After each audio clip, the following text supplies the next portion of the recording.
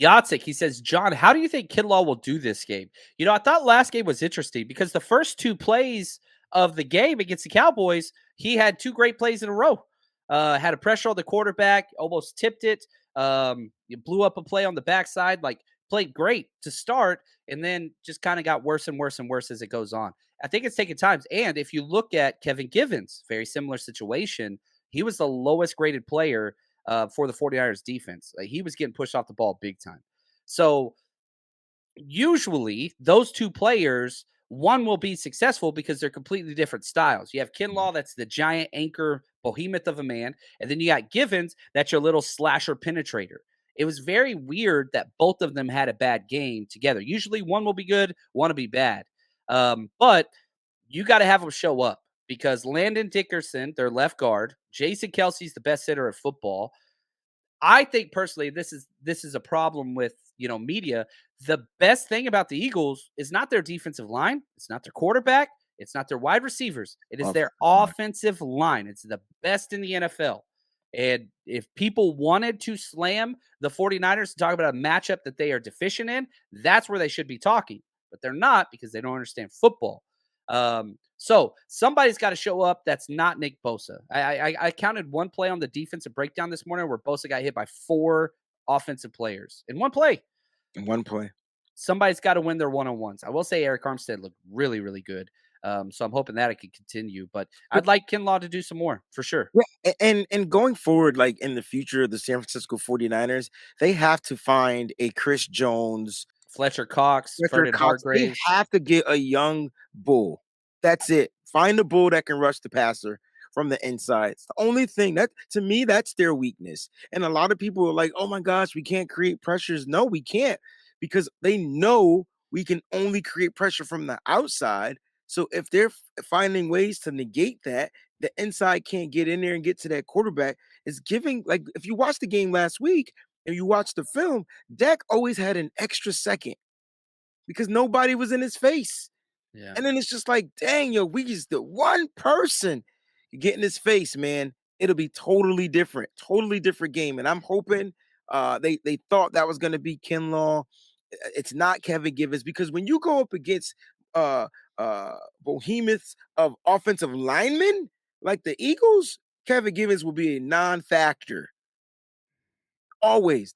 But he's a Penn State kid. Going to Philly, you don't think give him a little extra juice? Hey, he better take as much extra juice as he can get. He's gonna have to get by them dudes and create some of those pressures. But again, not necessarily he's your starting defensive tackle. He's the guy that's supposed to come off the bench and give you that penetration, quick move inside, boom, get around, bam, get to the quarterback. He can do that. That's the difference between, like, that's what we're missing in DJ Jones. I really feel like if the 49ers would have found a way to sign DJ Jones, we would not be having these issues. Now, DJ Jones couldn't stay healthy, but he was the penetrator as a pass rushing, as a defensive tackle. And ever since then, we've been trying to figure it out.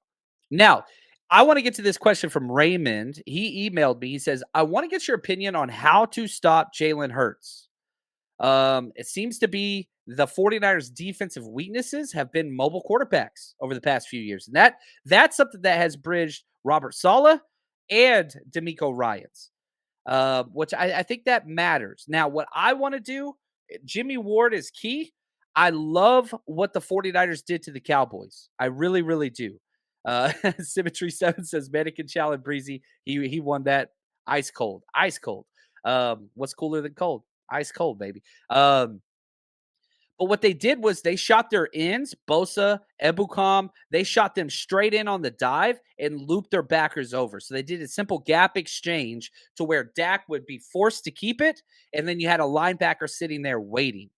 Eagles run that same RPO stuff. So I think you stay with that exact same plan. Crash your ends, linebackers over the top. Blitz 5.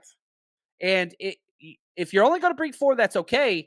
Just have your hook to curl defenders that drop into their zones, usually Dre Greenlaw, usually Jimmy Ward, usually Fred Warner. Face that dang quarterback and keep it tight in the middle so that you can kind of be in the hook to curl. You want to line that up over the guards, but still be able to spy to the outside. I don't know if that makes sense, but if you watch the film breakdowns, this next kind of quarter, I think, or this next half of film that I break down tomorrow, I'll highlight some of those things for sure. Johnny, he says this wide 9 alignment creates space for the rush, also creates rush lanes for the quarterbacks. That is true. And Dak's biggest running play on third down, we brought 5-man pressure. The problem was they all ran into each other and tripped. At the end of the play, we had 3 defensive linemen on the ground, and Dak ran right where they were supposed to be. And so you got to keep your feet, you got to keep your lane, because if they have 5 offensive linemen blocking, and if you bring 5, guess what? There's still one gap that is there. And if they have 5 linemen blocking and you bring 4, there's 2 gaps that are there. That's those 2 linebackers that line up, but they bail in coverage. So if you want to stop Jalen Hurts, rush lane integrity is huge. Make him beat you from the pocket. But really, as I keep diving into Jalen Hurts' numbers and film, he is terrible throwing on the run. His success comes in the pocket or running. He cannot run and throw.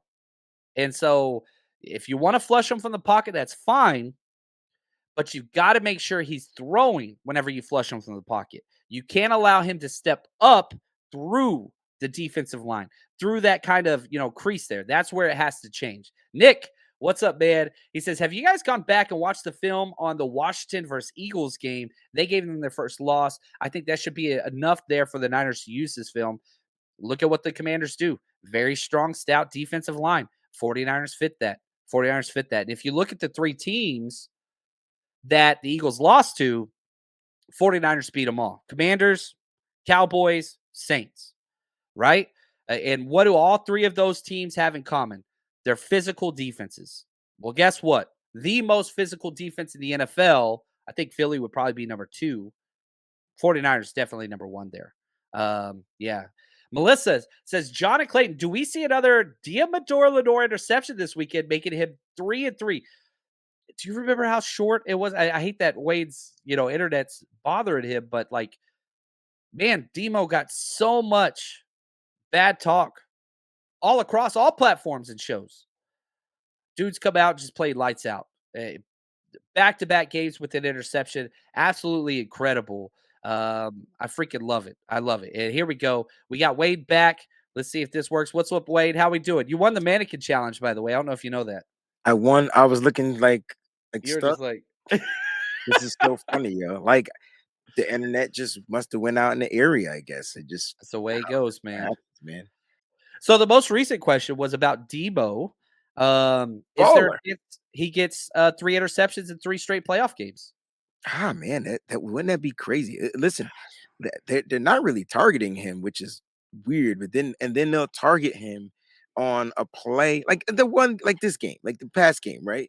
I don't know if it was a miscommunication. I'm just gonna chalk it up to that because he was stuck in a position and he just didn't get out, and it was ended up being a big play on him, right? So like they're gonna try to take advantage of his youth, like as far as his mindset. But I tell you what, he's a dog, man. He shakes it off, and that was after the interception. So yeah, I think he'll get another one. He's not a dog. He is a hyena.